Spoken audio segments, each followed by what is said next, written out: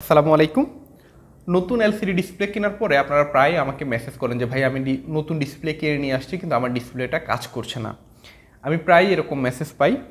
আজকের এই ভিডিওতে আমি আপনাদেরকে দেখাবো যে ডিসপ্লে নতুন কিনে নিয়ে আসার পরে বা ডিসপ্লে ব্যবহার করতে গিয়ে আপনারা কী ধরনের মূলত প্রবলেমগুলো ফেস করে থাকেন এবং এই প্রবলেমগুলো থেকে আমরা কিভাবে সমাধানটা পেতে পারি। আমার কাছে এখানে আপনারা দুইটা ডিসপ্লে দেখতে পাচ্ছেন, একটা হচ্ছে 16/2 আর একটা হচ্ছে 20/4। মানে এটা তো হচ্ছে দুইটা লাইন আর এটা তো হচ্ছে চারটা লাইন, প্রত্যেকটা লাইনে 20টা করে অক্ষর দেখানো যায়। এখানে দুইটা লাইন, প্রত্যেকটাতে 16টা করে অক্ষর দেখা যায়। এই দুইটা ডিসপ্লে আমরা মেইনলি ব্যবহার করে থাকি আরডুইনোর সাথে। তো আমরা আরডুইনোর সাথে ডিসপ্লেকে দুইভাবে ব্যবহার করতে পারি। আমি কিন্তু দুইটা ব্যবহারের পদ্ধতি আপনাদেরকে একেবারে টিউটোরিয়াল আকারে ডিটেলস দেখিয়েছি। তো সে বিষয়ে আমি যাচ্ছি না, আমি মূলত দেখাবো ডিসপ্লে যদি প্রবলেম করে এরকম কিভাবে সমাধানটা করবেন। তা আমরা জানি দুইটা পদ্ধতিতে ব্যবহার করা যায়। একটা হচ্ছে ডিরেক্টলি তারগুলোকে মানে ডেটা লাইনগুলোকে ডিরেক্ট আরডুইনোর সাথে কানেক্ট করে আমরা ডিসপ্লেকে ব্যবহার করতে পারি। আর আরেকটা পদ্ধতি হচ্ছে I2C ড্রাইভার মডিউল, যেটা এটা ব্যবহার করে জাস্ট দুইটা পাওয়ার লাইন আর দুইটা হচ্ছে এই যে I2C এর SD এবং STL লাইন কানেক্ট করে আমরা ডিসপ্লে ব্যবহার করতে পারি। তো দুইটার ক্ষেত্রে কি প্রবলেম হয় আমি আপনাদেরকে সেটা দেখাই। প্রথমত আপনাদেরকে যেই কাজটা করতে হবে, যে কোনো ডিসপ্লে আপনারা যখন ব্যবহার করবেন, ডিসপ্লেগুলো তো একদম খালি থাকে, আমাদেরকে এখানে সোল্ডার করতে হয়। যেমন এই ডিসপ্লেটার ক্ষেত্রে বাম পাশের যে ডিসপ্লেটা দেখেন, এটার ক্ষেত্রে হচ্ছে আমি মেল হেডার, এই যে এটাকে বলে মেল হেডারটাকে কানেক্ট করেছি যাতে ব্রেডবোর্ডে বসাইতে পারি। এখানে আরেকটা ছোট্ট বিষয় বলে রাখি, আপনারা যখন ডিসপ্লে অর্ডার করবেন অবশ্যই সাথে এরকম মেল হেডার অর্ডার করে নেবেন, নয়তো আপনি এই ডিসপ্লেটা নিয়ে গিয়ে পরে ব্রেডবোর্ডে বসাতে পারবেন না। তো আপনারা এই যে এখানে যে আমি সোল্ডারিং করেছি আপনি এখানে দেখতে পাচ্ছেন, এই সোল্ডারিংটা হচ্ছে আপনাদেরকে একদম প্রপারলি করতে হবে, কোনো পিনের সাথে যেন অন্য আরেকটা পিন শর্ট না হয়ে যায়। তো যদি নিজেরা সোল্ডারিং ভালোভাবে করতে না পারেন, আপনার আশেপাশে যে মোবাইল সার্ভিসিংয়ের দোকানদাররা রয়েছে তাদের কাছে নিয়ে গেলে তারা আপনাকে এই বিষয়ে হেল্প করবে। আর I2C এর ক্ষেত্রে এটাতে আমি ডিরেক্টলি মূলত I2Cটা বসিয়ে রেখেছি, আপনারা দেখতে পাচ্ছেন খুবই স্মুথলি সোল্ডারিংটা করেছি আমি এখানে। তো এখন আমরা যে বিষয়টা দেখব, প্রথমত আমাদেরকে দেখতে হবে যে আমাদের যেই কানেকশনগুলো রয়েছে সবগুলো কানেকশন আমরা প্রপারলি সঠিকভাবে দিয়েছি কিনা, যেই পিনটা যেখানে দেওয়া দরকার, বিসিসির সাথে গ্রাউন্ডের সাথে এই কাজগুলো আমরা সঠিকভাবে করেছি কিনা এটা দেখতে হবে। মূলত কানেকশনের ক্ষেত্রে হচ্ছে এই ডিরেক্টলি যেটা, এটাতে একটু জটিলতা, যেহেতু আমরা এখানে অনেক কিছু কানেকশন করতে হয়। 16টা পিনের মধ্যে 12টা পিনেই আমরা বিভিন্ন জিনিসপত্র কানেক্ট করি। তো এটা আপনাদেরকে একটু ভালোভাবে দেখতে হবে, ডায়াগ্রামটা দেখে যখনই কোনো প্রজেক্ট করবেন সেই প্রজেক্টের ডায়াগ্রামটা দেখে আপনারা ওইভাবে কানেক্ট করবেন। আর আমি তো আমার ভিডিও টিউটোরিয়ালে দেখিয়েছি যে এই ডিসপ্লেটা কীভাবে আরডুইনোর সাথে কানেক্ট করতে হয়। তো এবং পাশাপাশি আপনারা জানেন যে এখানে আমাদের একটা পটেনশিওমিটার ব্যবহার করতে হয়। আমরা যদি ডিরেক্টলি এলসিডি ব্যবহার করি সেক্ষেত্রে এই যে 10K একটা পটেনশিওমিটার আমি ব্যবহার করেছি।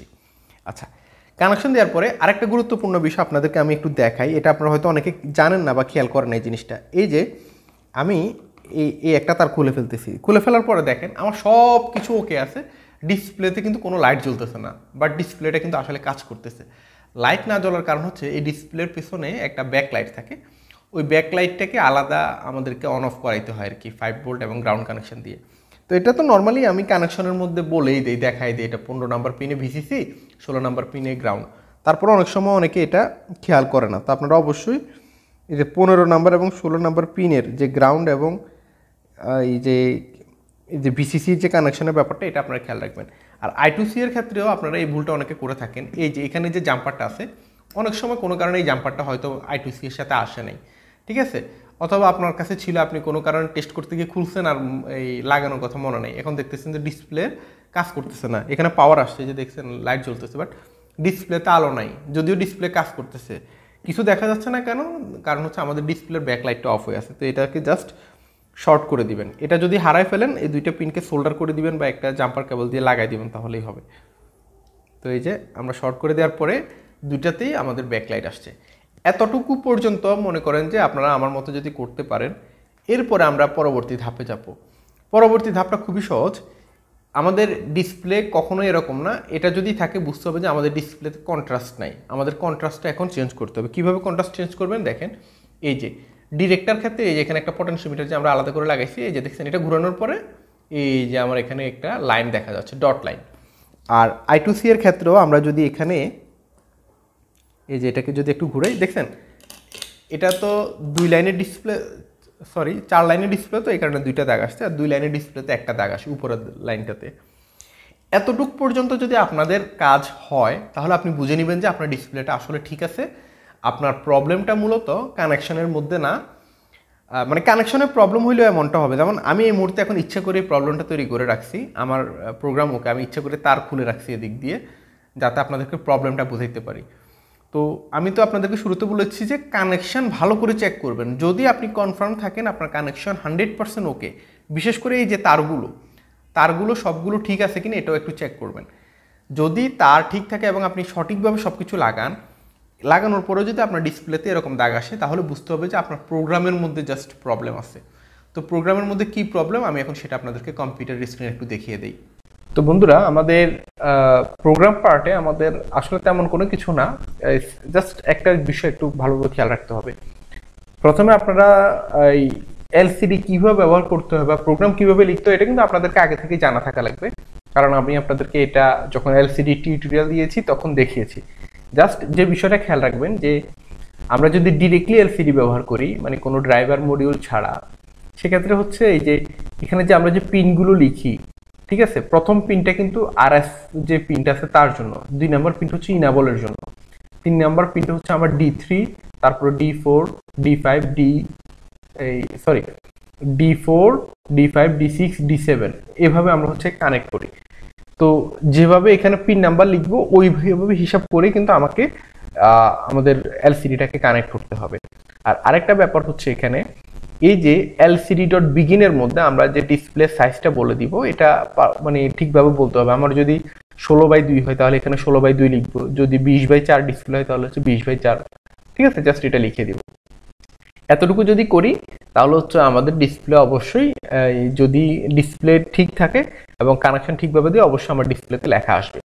আর আরেকটা ব্যাপার হচ্ছে দেখেন, আমরা যদি I2C ডিসপ্লেটা ব্যবহার করি, I2C এর ক্ষেত্রে দেখেন এইটা ডান পাশেরটা, এখানে আমরা একটা এক্সটার্নাল লাইব্রেরি ফাইল ব্যবহার করি। ডিরেক্টলি কানেকশন করার সময় যে liquidcrystal.h লাইব্রেরি ফাইলটা, এটা আমাদের আমাদের আরডুইনোতে ডিফল্ট ভাবে থাকে। কিন্তু I2C ব্যবহার করার সময় যে লাইব্রেরি ফাইলটা আমরা ইউজ করি, এই যে লাইব্রেরি ফাইলটা, এটা আমাদেরকে এক্সটার্নালি ইনস্টল করে দিতে হয়। তো এটা করতে গিয়ে আপনারা অনেকেই যে কাজটা করেন, ইন্টারনেটে গিয়ে জাস্ট I2C এর একটা লাইব্রেরি ফাইল ডাউনলোড করে ফেলেন। কিন্তু সমস্যাটা এই জায়গায় যে সব লাইব্রেরি ফাইল কাজ করে না। অনেকেই হচ্ছে ভুয়া লাইব্রেরি ফাইল বা ফেক লাইব্রেরি ফাইল দিয়ে রাখে, যেটা কাজ করে না। তো এই জন্য আপনারা যেটা করবেন, আমি এই ভিডিও ডেসক্রিপশনে আবার আপনাদেরকে এই লাইব্রেরি ফাইলের লিঙ্কটা দিয়ে দিব, আপনারা এই ভিডিও ডেসক্রিপশন থেকে লাইব্রেরি ফাইলটা ডাউনলোড করে নিতে পারেন।